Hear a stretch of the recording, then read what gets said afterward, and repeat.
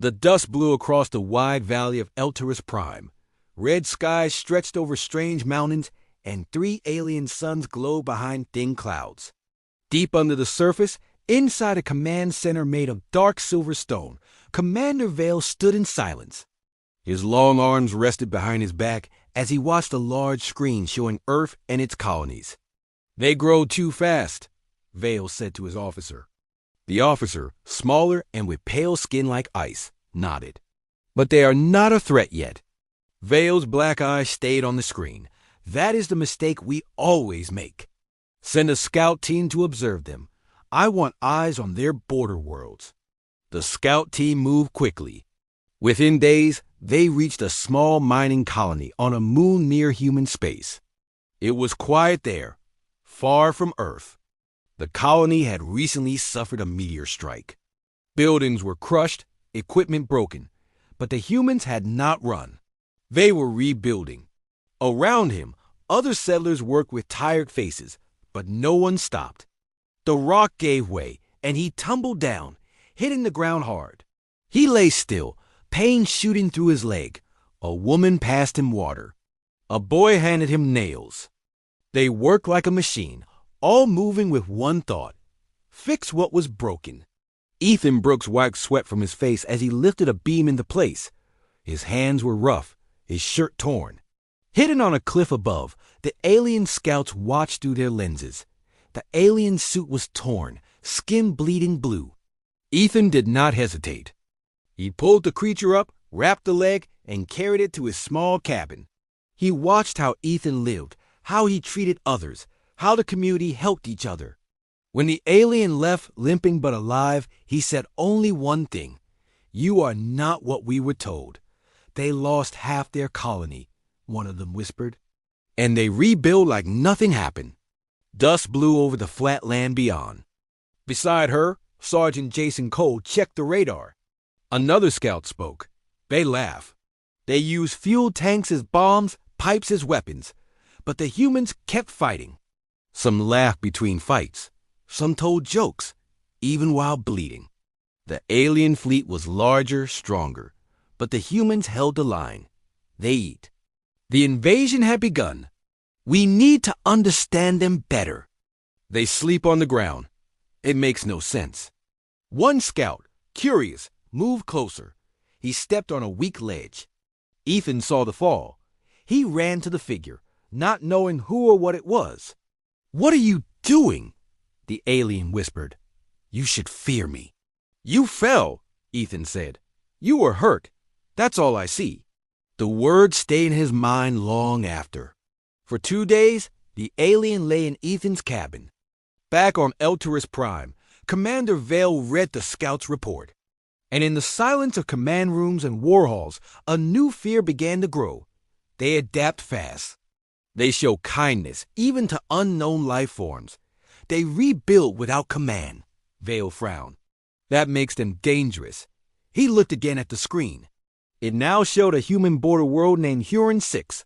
Vale's voice was cold. "Next step. We test their limits." On Huron 6, life moved slowly. Captain Laura Pierce looked over the defense wall. "Nothing yet," Jason said. "That's what worries me," Laura replied. Soon, the stars above the colony shimmered. Ships appeared, not human.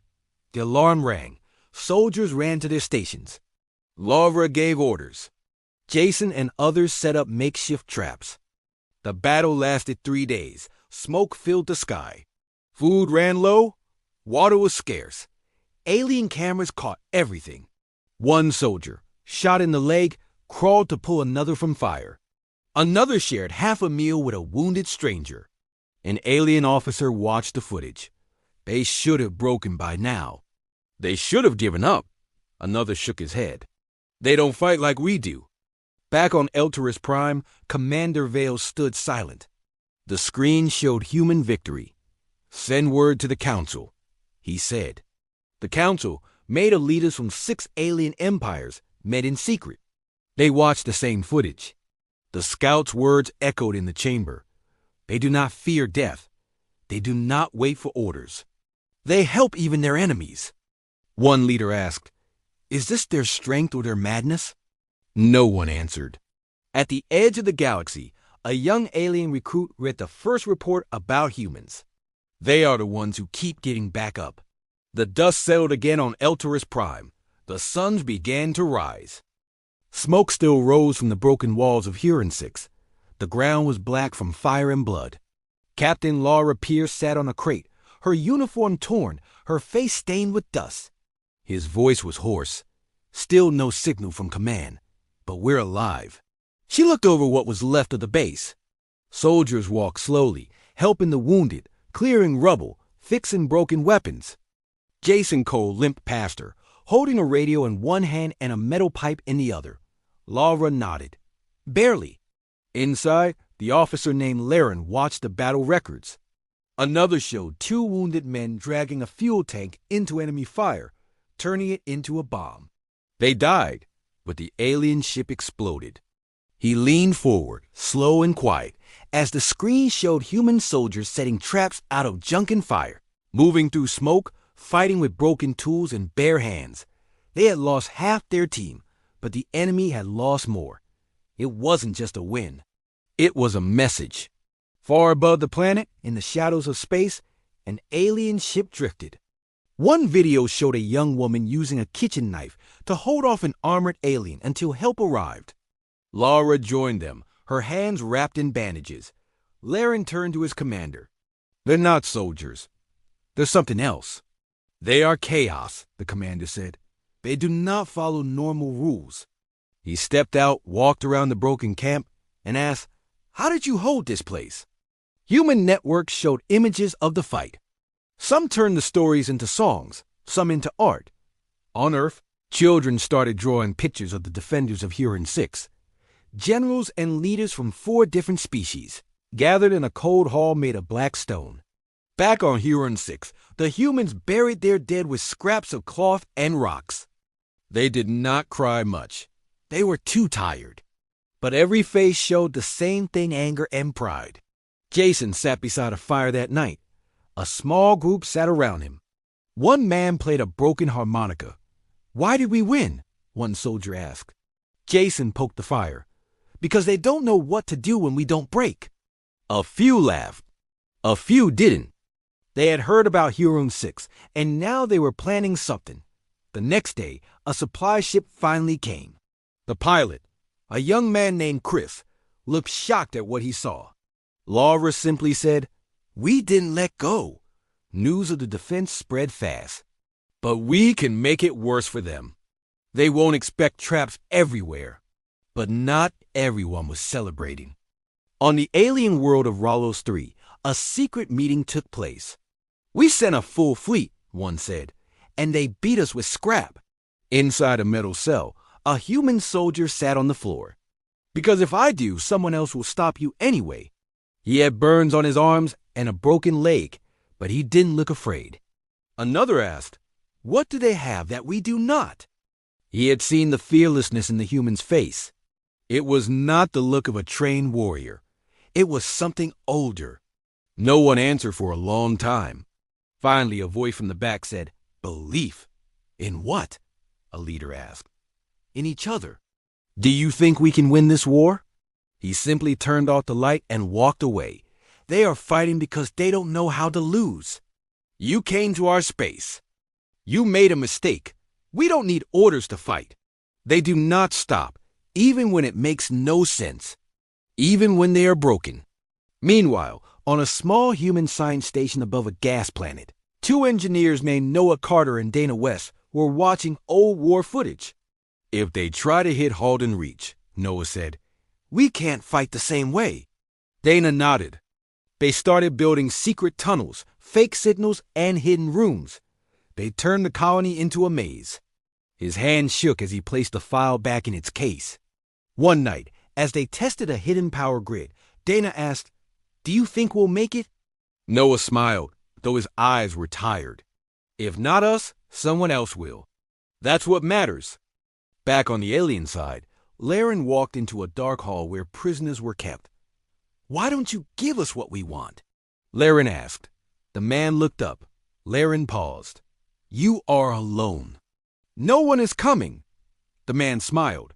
Later, Laren stood in silence. He began to write his own report, but the words felt strange in his mouth. "They are not like us." He stopped writing and looked out at the stars. "They are not fighting for land." In a hidden station near the edge of known space, another scout read the same report. He turned to his friend. His friend did not answer. The silence after his steps felt heavier than any battle. The alien fleet arrived at Halden Reach just before sunrise. The colony was quiet. No smoke, no movement, no sound. The sky was a soft blue, the field still green. The enemy expected fear, confusion, a last-minute defense. But what they saw was nothing. Commander Relic looked at the empty streets from his ship's screen. "They ran," he said. "Cowards." But the science officer shook her head. "There are no escape signals, no ship launches." Relic frowned. "Then where are they?" Inside the colony, under the ground, Noah Carter and Dana West waited in silence. A small group of fighters and engineers stood with them. They wore gray suits, carried old rifles, and spoke in whispers. But every street had hidden wires. Every alley had small cameras. Every step was watched. Wounded, he crawled through a broken door and found a small room. Inside, a woman sat beside a fire. She had a rifle, but it was not aimed. "Wait for the third wave to land," Dana said. "Then we close the trap." Then the second explosion hit the east wing of the alien base. For the first time in his life, he felt shame. But each time they thought they had control, something new hit them. Reports from Halden Reach showed more loss than expected. Images from drones showed humans setting their own buildings on fire to block paths, using old wires to electrocute tanks. When he returned to his commander, he said only, "Do not go back." Drones with sharp blades, fire from the sewers, smoke bombs dropped from rooftops. Screams followed. Loss does not break them. The more we push, the harder they hit back. They called for stronger weapons, more firepower, faster strikes. The aliens moved through the colony, scanning for humans. They walked past empty homes, broken furniture, photos still on the walls. Noah looked at Dana, both of them covered in dust and ash. They attacked fast, then vanished. The enemy fired back but hit only shadows. Children helped carry tools. Elderly settlers brought food to the fighters. There was no cheer, but there was movement. The first blast came from under the fuel station. Flames shot into the sky. Noah led a small group to a hidden tunnel and came up behind the aliens.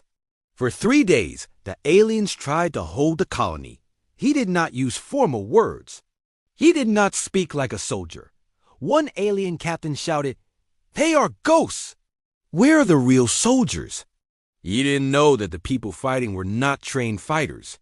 They were miners, teachers, builders. But they had planned for months, learned every inch of the ground, turned every hallway into a weapon.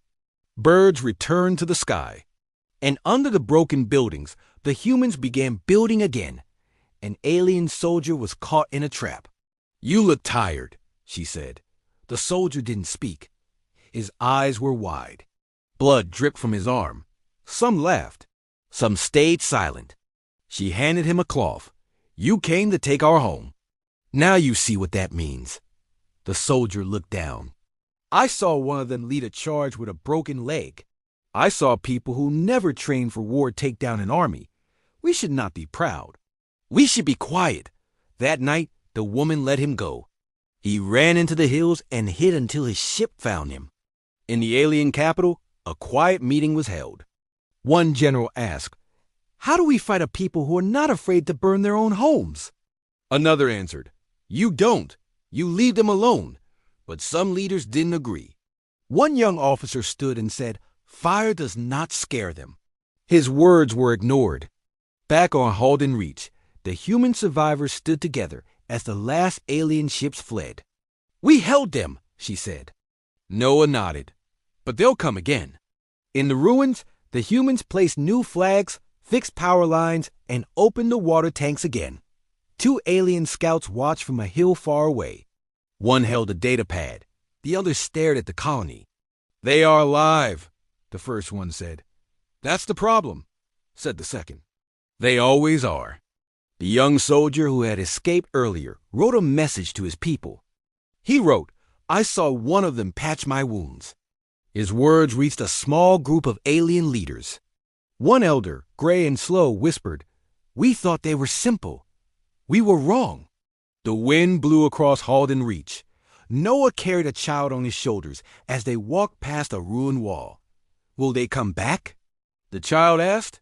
"Maybe," Noah said, "but so will we." And that was enough. The sky over Kelsar turned dark as the first human ships arrived. The alien base below was one of the largest in the sector. It had strong shields, tall towers, and hundreds of guards. No one thought humans would attack it. No one thought they would come this far, but they came. General Marcus Lane stood inside his ship, calm and quiet. He looked at the map, showing the enemy base. His officers waited for orders. One asked, "What is the plan, sir?" Marcus spoke with slow words. "We don't crush them. We show them." The ships moved in silence. No warning, no lights. They dropped smoke bombs in the sky, blocking scanners. Then small human teams landed outside the base, spreading out like shadows. But they didn't know where to aim. The smoke covered everything. Some shot blindly, others ran. Inside the base, alarms rang. Alien commanders shouted for defense. A human voice echoed through the air, calm and strange. They didn't move like soldiers. They moved like hunters. They did not fight for land. They fought to send a message. Marcus landed near him. Some aliens dropped their weapons. Others sat on the ground, confused. They didn't know how the humans knew those words. But they listened. Every tunnel, every tower, every weak spot. They knew it better than the aliens did. People saw the flags, the messages, the walls falling without fire. They heard the words spoken in the alien tongue. It spoke in the alien language. It repeated words from their old songs, their poems, their own lost heroes. They did not take supplies. They did not take land. They left behind only one thing: a stone with words in both languages. He had seen many fights. He had lost friends on Huron 6 in Halden Reach. He read the report again and again. A human passed him, rifle in hand, but did not shoot. The human dropped a small flag at his feet, then kept walking. He just watched as the plan unfolded. Then the loudspeakers turned on. The aliens froze. Then the first wall exploded. They are not what we were told. They are worse and better. But if you cross them, they don't forget. The images of humans walking through the smoke, quoting alien poems, planting small flags. None of them had seen war done this way. Human fighters rushed through, using fast steps and fast hands, or you will learn why you should have. In the middle of the base, one alien captain yelled, "Retreat!" But the exits were blocked. Human engineers had already sealed the doors. Marcus watched from above. He gave no smile, no shout. But the message had been sent, and he waited. His team had studied the base for weeks. Soon, human drones flew through the halls, dropping lights that flashed strange shapes. The message was clear. We are not what you think. An alien soldier stood alone in a hallway, shaking. He could not read all the words, but one line stood out. By the time the main tower fell, most of the aliens had stopped fighting. Some shouted for peace. One commander stood outside with his hands up. The alien said, "We surrender. Do not destroy us." Marcus looked at the sky. "You came to our space. We warned you." He walked past the commander without taking him as a prisoner. Back on Earth, the news spread fast. The strike was shown on every screen. Some cheered, some cried, some just sat in silence. A child in a small town asked his father, "Are we winning the war?" The father said, "We're teaching them not to start it." On Kelsar, the humans gathered their gear and left. It said, "We fight because you made us, but we do not enjoy this. Remember that." In a ship far from the battle, an alien scout named Breck watched the reports. He whispered to himself. They could have killed everyone. But they didn't. His commander entered. What do you see, Breck? Breck turned. The commander frowned. Worse? They don't stop. They don't ask for much. Back at the Galactic Council, the leaders watched footage in silence. One asked, Are they playing with us? Another said, No, they are warning us. The vote was close. Some still wanted war. Some wanted peace. But all of them now feared something they did not understand. On a quiet moon, a young alien soldier picked up a leaflet left by the humans. You will leave us alone. He folded it and put it in his pocket. Far away, Marcus stood alone in a field, looking up at the stars. He thought of the lives lost. He thought of the ones who would still come. The war was not over. The Galactic Council room was cold and silent. Tall windows showed a dark sky filled with stars. Leaders from 6 great alien empires sat around a wide table. Their faces were tense, their eyes tired. A screen lit up in the center of the room. It showed the last human attack, the ships moving like shadows. The messages dropped from the sky, the flags left behind, the walls falling, not from fire, but from fear.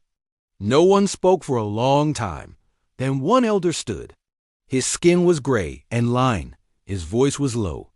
We tried to break them. We failed. Another leader, younger and angry, hit the table. We outnumber them. We have better tech. How are they winning? The elder looked at him. Because they do not care about how many we are, or how strong. They fight like it is the last thing they will ever do. And they do it again and again. The younger one frowned. They are just humans. They are not gods. Another told of human explorers who helped a dying planet without asking for anything. No, said the elder. They are something we never planned for. In a far hall, a historian opened an old file. The pages were yellow with time. They told stories of early contact with humans, stories that were never shared with the council, stories of wars long forgotten. One tale spoke of a small human ship that refused to surrender, even when it was damaged and out of power. The historian read quietly, his hand shaking. At the bottom of the last page were simple words. They do not forget, they do not forgive, and they do not run. He walked into the council room and placed the file on the table. I am saying we should leave them alone. Then said, because that's what they do. They fall, then they rise. Again and again. They watched human workers build a new wall. Children laughed nearby. The humans did not notice the aliens. They were too busy moving bricks, fixing wires, planning food. And they do not stop.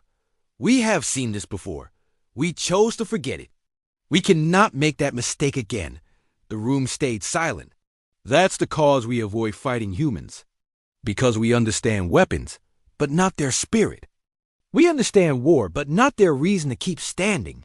One leader, with sharp eyes and a voice like ice, said, Are you saying we should bow to them? He sat on a bench and looked at the people around him. They did not land. They only watched. The scanner picked up radio signals, music, voices, laughter. Some were old, some were young, but all were alive. They had made it through. No, the historian said. The vote began. One by one, the leaders pressed their seals. The results came in. Unanimous. We stood our ground, not because we were stronger, but because we could not walk away.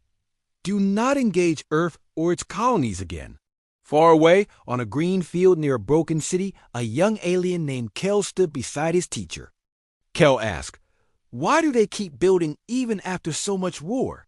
His teacher was quiet for a moment. But why do we fear them? No one on the planet even knew they were there. The teacher looked at the human camp. Because they do not fight for power. They fight for each other. She pointed to places where wars had been fought. Kel watched a small girl hand a tool to her father. Her hands were dirty, her face smiling. But one day, if danger came again, he would stand like those before him. They look so simple, Kel said. Yes, the teacher said.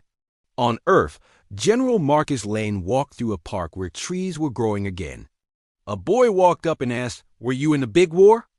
But they left marks on every heart they touch. Marcus nodded. "Yes."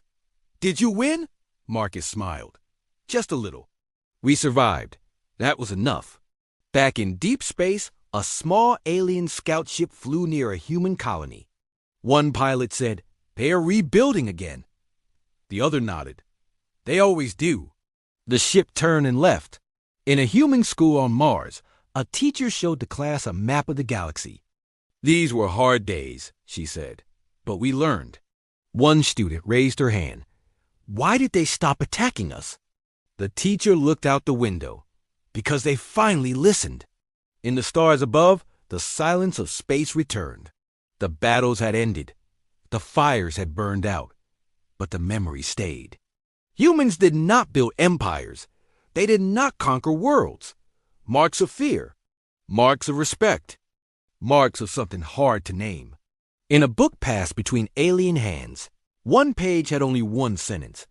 "Do not fight the humans unless you are ready to lose more than the war." The sentence stayed in minds long after the wars had passed. And on Earth, a new child was born. His name was unknown to the stars. And they would remember why they chose peace. That was the cause they avoided fighting humans.